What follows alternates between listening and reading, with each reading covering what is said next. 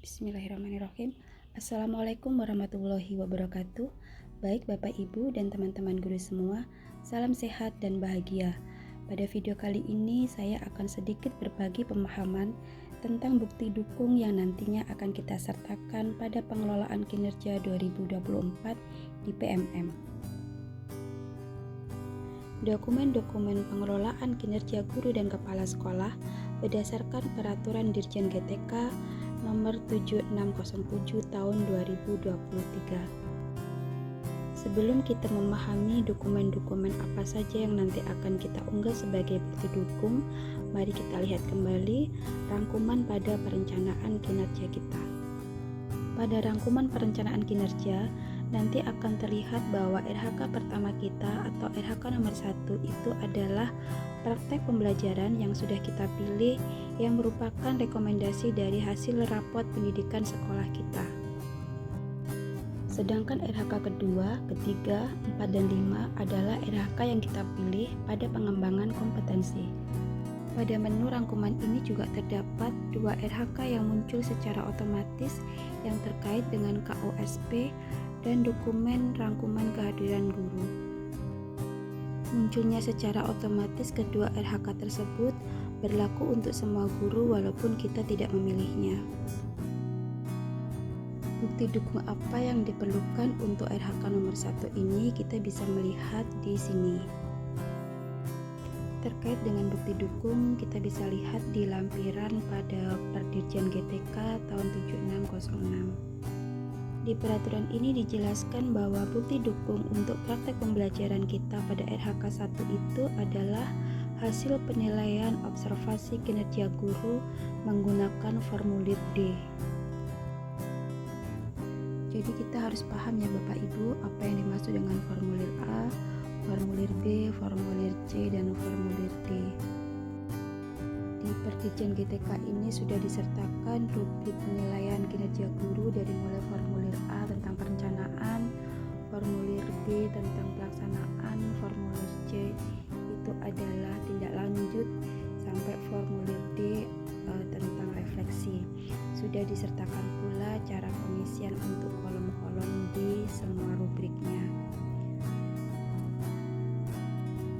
Dan ini adalah formulir D tentang refleksi tindak lanjut yang nanti akan kita unggah sebagai bukti dukung di RHK 1. Selanjutnya mari kita bahas untuk bukti dukung RHK kedua, ketiga, dan seterusnya yang berkaitan dengan pengembangan kompetensi. Berperan sebagai penggerak komunitas belajar dengan mengadakan minimal 3 kegiatan berbagi praktik baik. Poin 36 dengan bukti dukung berupa sertifikat. Penggerak komunitas belajar di sini harus sudah menyelesaikan minimal 1 topik di PMM beserta aksi nyatanya. Meraih pengakuan atau penghargaan terhadap kompetensi dan kinerjanya. Poin 12 bukti dukung berupa piagam penghargaan. Berperan sebagai narasumber berbagi praktik baik. Poin 8 durasi kegiatan 2-3 jam, bukti dukung berupa sertifikat. Menyusun perangkat ajar dengan poin 24 bukti dukung berupa perangkat ajar yang sudah terbit di PMM. Menyusun kumpulan konten unggulan dengan poin 6 bukti dukung berupa 1 kumpulan konten unggulan. Penelaah cerita praktik dengan poin 6 bukti dukung berupa laporan. Penyusun cerita praktik dengan poin 12 bukti dukung 1 cerita praktik yang sudah terbit di PMM.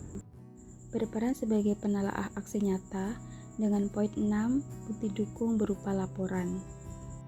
Berperan sebagai penelaah perangkat ajar, poin 6 bukti dukung berupa laporan.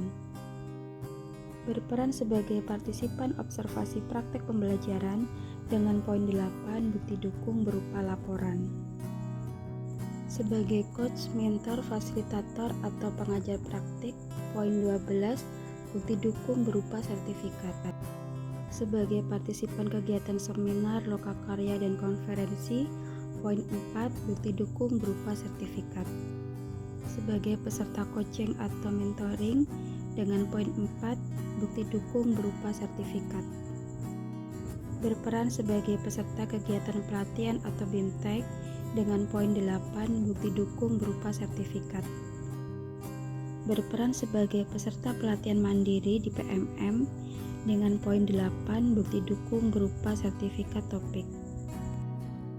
Berperan sebagai peserta berbagi praktik baik yang diselenggarakan oleh komunitas belajar dengan poin 4 bukti dukung berupa sertifikat.